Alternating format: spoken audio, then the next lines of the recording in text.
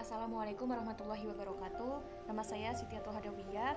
Di sini saya akan membuat tutorial bagaimana cara mengerjakan statistik parametrik 2 menggunakan aplikasi SPSS.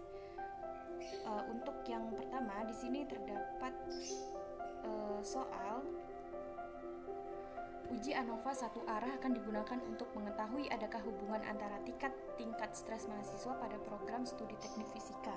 Tingkat stres diukur pada skala 1 sampai 10. Skala 1 hingga 3 menunjukkan mahasiswa cukup stres. Skala 4 sampai 6 menunjukkan mahasiswa dalam keadaan stres. Dan skala 7 ke atas menunjukkan mahasiswa sangat stres.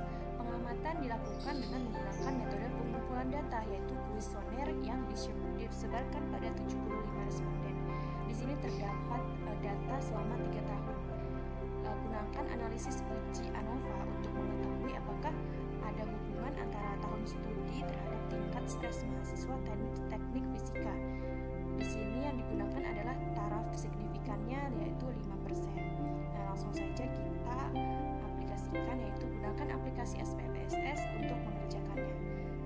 Pertama kita klik variabel view. Dan di sini ada nama. Di kolom pertama kita isi dengan tahun.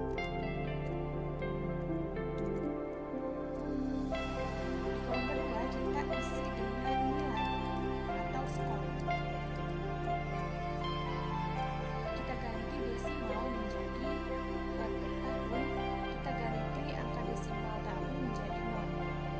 Lalu kita biarkan nilai skor menjadi nilai desimal pada skor menjadi. Setelah itu kita masukkan data yang terdapat di soal. Di sini saya sudah menyiapkan datanya, yaitu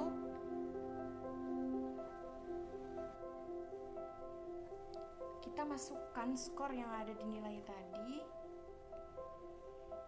Dan untuk tahun kita isi angka 1 karena dia berada di tahun pertama.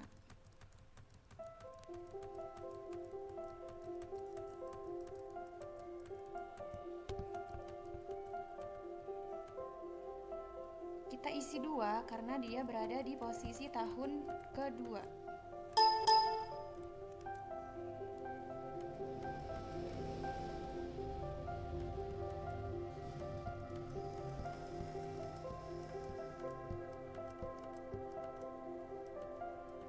Kita isi dengan angka 3 karena dia berada di posisi adanya di 3 tahun.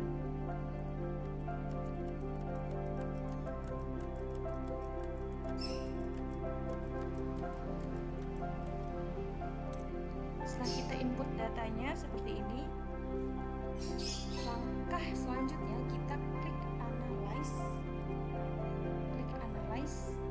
compile min, dan pilih one way ANOVA. Dan kita pindahkan skor ke dependent list, sedangkan untuk tahun kita pindahkan ke faktor. Selanjutnya kita klik OK. Sebelumnya kita klik post op, pilih LSD dan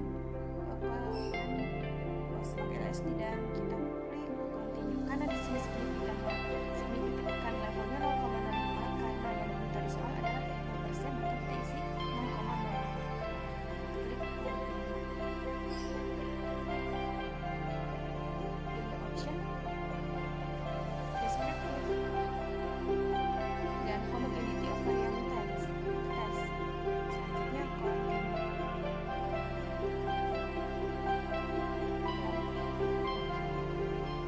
Nah, di sini terdapat output dari data yang sudah kita olah tadi.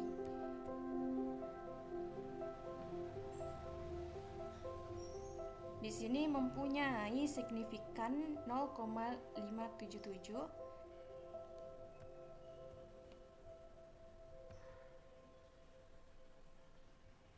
Untuk skor ANOVA-nya di sini mempunyai nilai signifikannya yaitu 0,582. Dari hasil output data yang telah kita dapatkan di soal nomor 1, kita dapat menyimpulkan bahwa tabel deskriptif menunjukkan hasil analisis statistik deskriptifnya seperti rata kelompok, rata-rata per kelompok, standar deviasi, standar error, minimum, dan maksimum. Tabel test of homogeneity of variance-nya menunjukkan hasil uji homogenitas varian sebagai prasyarat untuk dapat menggunakan ANOVA, yaitu hipotesis penelitiannya jika H0 ketiga kelompok memiliki nilai varian yang sama, H1-nya ketiga kelompok memiliki nilai varian yang tidak sama. Ketentuan penerimaannya yaitu jika signifikannya lebih besar dari alfa yang mempunyai nilai 0,05 maka H0-nya diterima. Jika signifikan yang kurang dari alfa maka H0-nya ditolak. Nah, dapat kita simpulkan bahwa ditemukan bahwa F hitungnya yaitu 0,452 dengan signifikannya 0,638. Oleh karena itu, nilai signifikannya lebih besar daripada alfa.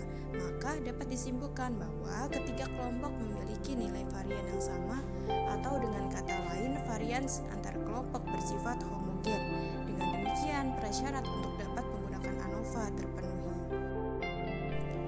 Tabel ANOVA menunjukkan hasil uji beda rata-rata secara keseluruhan. Hipotesis penelitiannya, H0 ketiga kelompok memiliki rata-rata skor yang sama. H1-nya ketiga kelompok memiliki rata-rata skor yang berbeda, di mana ketentuan penerimaannya atau penolakannya yaitu jika F hitung kurang dari F tabel, maka H0-nya diterima. Jika F hitung lebih besar dari F tabel, maka H0-nya ditolak. Atau jika signifikannya lebih besar dari alfa yang mempunyai nilai 0,05, maka H0-nya diterima. Jika signifikannya kurang dari alfa, maka H0 ditolak. Hasil analisis ditemukan harga F hitung sebesar 8,79 dengan signifikannya 0,42. Oleh karena itu, signifikannya lebih besar dari 0,05, maka H0-nya diterima. Sehingga dapat disimpulkan ada persamaan antara tahun studi terhadap tingkat stres mahasiswa teknik fisika. Nah, jika hasil pengujiannya signifikan, maka dilanjutkan ke uji post hoc. Tetapi jika tidak signifikan, pengujiannya berhenti sampai di sini. Selanjutnya kita beralih ke soal nomor 2. Di sini terdapat soal nomor 2, yaitu seorang guru ingin menguji efektivitas model pembelajaran statistik dengan studi kasus. Maka dilakukannya pretest dan posttest dari 21 siswanya. Berikut data pretest dan posttest. Nah, ujilah data tersebut dengan uji T berpasangan dengan SPSS dan perhitungan biasa. Di sini taraf yang digunakan yaitu 5%. Oke, selanjutnya kita langsung saja buka aplikasi SPSS. Pilih variable view. Selanjutnya isi kolom pertama dengan pretest. Kolom kedua dengan posttest.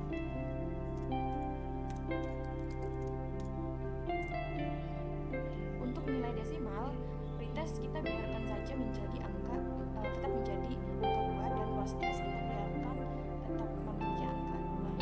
Selanjutnya kita pilih data flow. Nah, di sini kita input data dari soal yang tadi diberikan. Di sini kita sudah siapkan soal.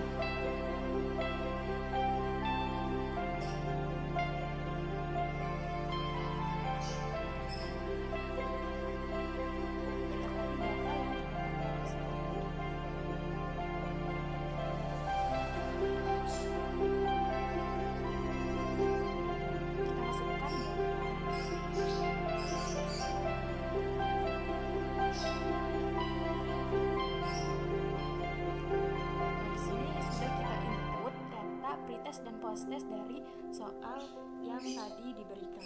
Langkah selanjutnya yaitu kita pilih menu Analyze, Compare Mean, pilih Paired Sample to Test.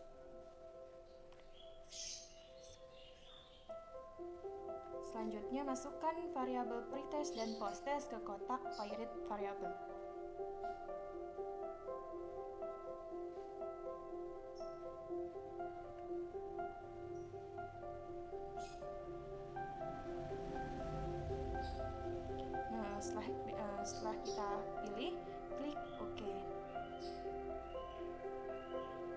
Di sini terdapat data yang sudah kita olah di nomor 1 tadi.